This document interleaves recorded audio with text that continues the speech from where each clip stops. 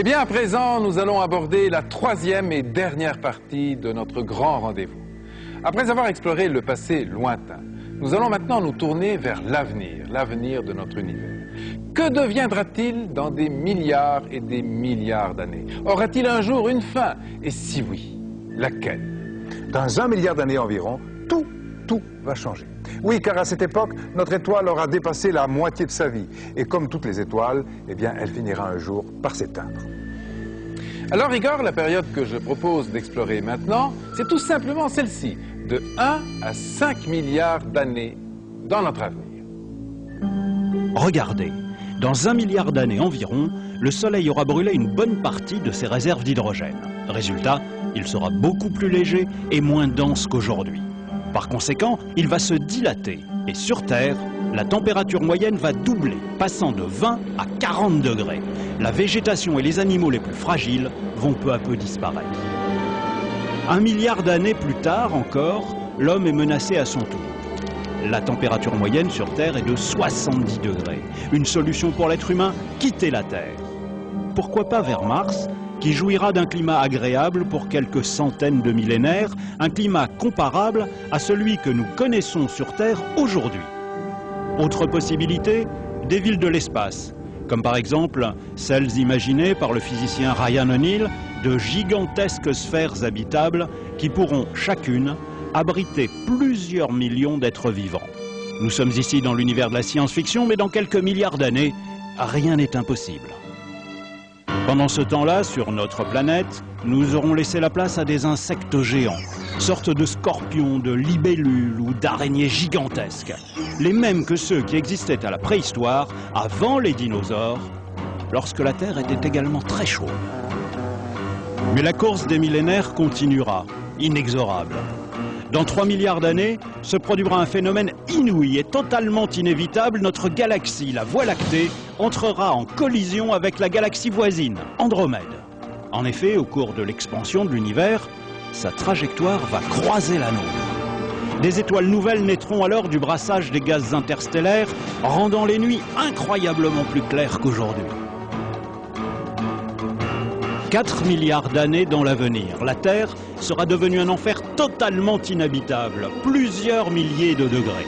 Et en épuisant son hydrogène, le Soleil continuera à enfler. Il fera de plus en plus chaud dans tout le système solaire. L'homme devra fuir de plus en plus loin, vers les grands satellites de Jupiter et de Saturne, aujourd'hui mondes glacés, mais qui à cette époque lointaine seront devenus habitables. Enfin, dans environ 5 milliards d'années, notre Soleil mourant sera devenu un monstre, une géante rouge, enflammant violemment la Terre et avalant l'une après l'autre toutes les planètes du système solaire. On ne trouvera plus de l'eau liquide que sur Pluton, dernier refuge encore habitable et ultime survivant du système solaire, avec des températures de 20 à 30 degrés contre moins 268 aujourd'hui. À cet instant, deux théories s'affrontent. Soit la masse du Soleil est plus grande que ce qu'on pense aujourd'hui, et dans ce cas, il pourrait s'effondrer sur lui-même et se transformer en ce qu'on appelle un trou noir. Là, les choses iraient très vite, en moins d'1 heure, son diamètre ne serait plus que de 3 km. Il absorberait tout ce qui passe à proximité et rien, pas même la lumière, ne pourra s'en échapper. Dans ce cas, notre monde finirait par être aspiré avec toutes les autres planètes du système solaire comme une vulgaire poussière au fond d'un aspirateur cosmique.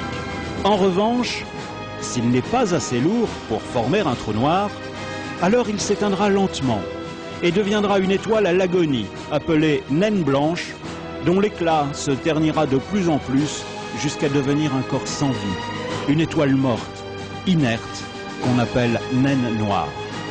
Dans tous les cas, dans 5 milliards d'années, notre système solaire n'existera plus. Nous sommes 5 milliards d'années dans notre futur, ce qui veut dire que ça fait maintenant près de 20 milliards d'années que l'univers est en expansion. Cette expansion va-t-elle continuer indéfiniment ou au contraire, l'univers finira-t-il par se contracter pour s'effondrer sous son propre poids? Eh bien, un indice porte à croire que son expansion va non seulement continuer, mais s'accélérer. Cet indice, il est là, sous nos yeux. Il s'agit des supernovas, le nom que l'on donne aux étoiles en train d'exploser. Ce sont des corps célestes ultra lumineux et donc facilement observables. Or, d'après certains calculs, leur lumière est beaucoup plus faible qu'elle ne devrait l'être. Explication, ces étoiles se trouvent plus loin que prévu, ce qui signifie bien que l'expansion de l'univers s'accélère peut-être sous l'effet d'une force mystérieuse que les astrophysiciens appellent l'énergie noire. Les galaxies vont donc s'éloigner les unes des autres sans plus jamais se croiser, de plus en plus vite, et ce jusqu'à l'infini. Et dans ces galaxies, tout comme notre propre Soleil, les étoiles vont progressivement s'éteindre, une à une, se transformant selon leur masse en naines noires, en géantes rouges, en étoiles à neutrons, et pour les plus massives, au moins la moitié d'entre elles, en trous noirs. Mais allons toujours plus loin dans l'avenir. Nous voici 100 000 milliards d'années après le Big Bang. Dans notre Voie lactée et les autres galaxies, il n'y a presque plus que des étoiles mortes, des naines noires ou des trous noirs.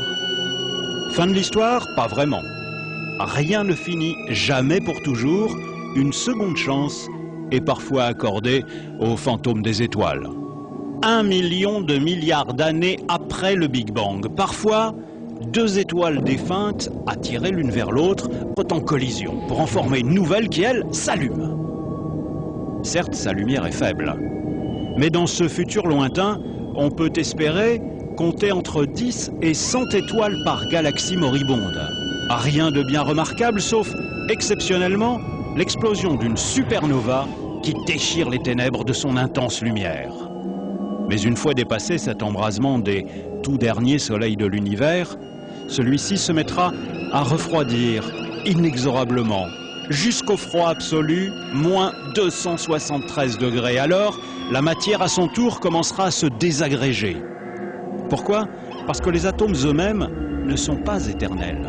Les protons, les noyaux des atomes, auront atteint leur limite de vie dans 1 milliard de milliards de milliards d'années. Alors, les carcasses inertes des planètes et des étoiles partiront elles-mêmes en poussière. Enfin, l'univers tout entier pourrait s'évaporer dans le froid et le néant.